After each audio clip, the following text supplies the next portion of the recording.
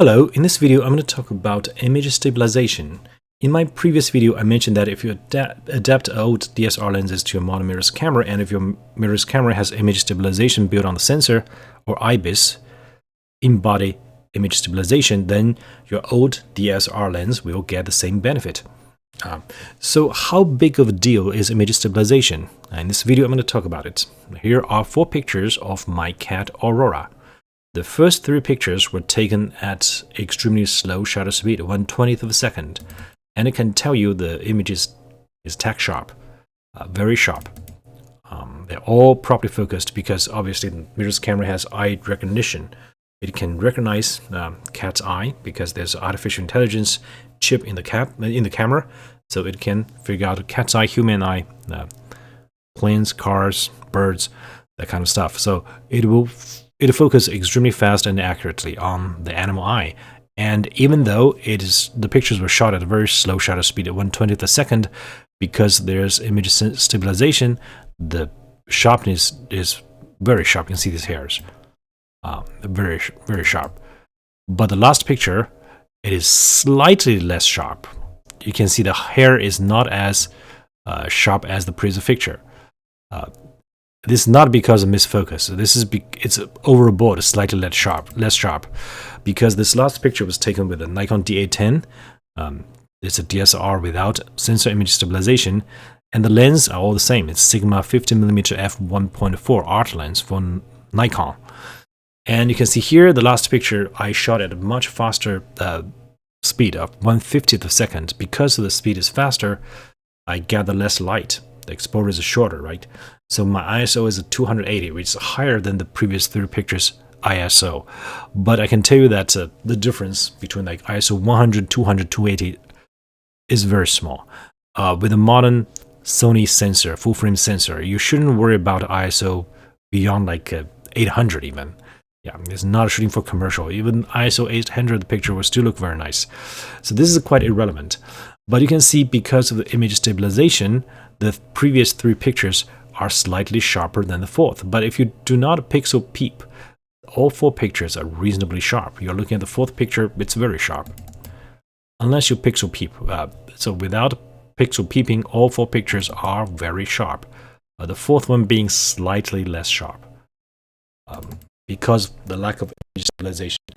So how useful is image stabilization? In this case, it's quite irrelevant. The additional sharpness is negligible, yeah.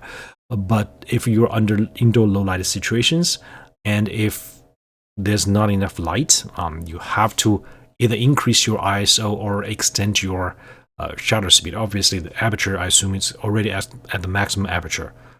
So when you need to extend the shutter speed, image stabilization becomes extremely useful if your subject is not moving.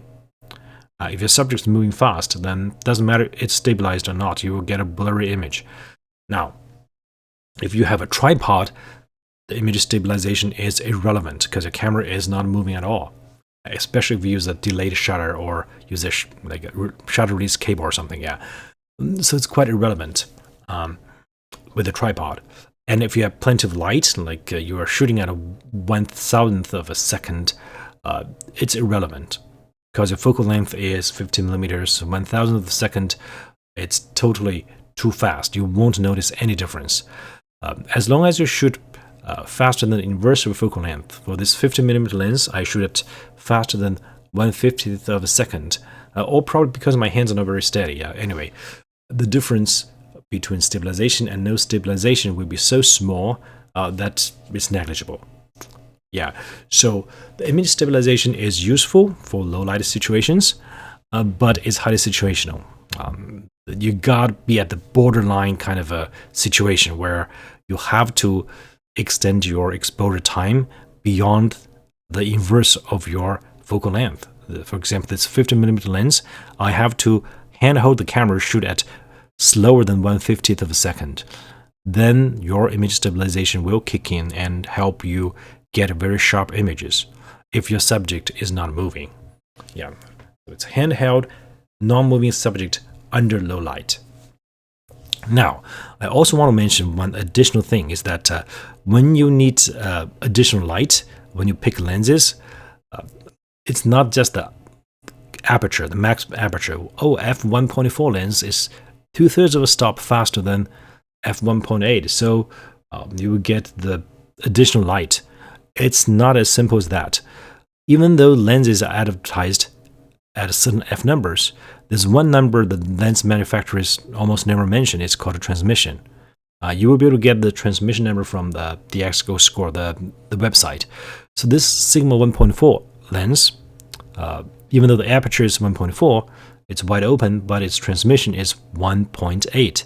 So this lens is effectively an f1.8 lens that transmits that amount of light. In contrast, the Nikon's 50mm f1.8s lens, the new mirrorless lens, has a transmission of 1.9.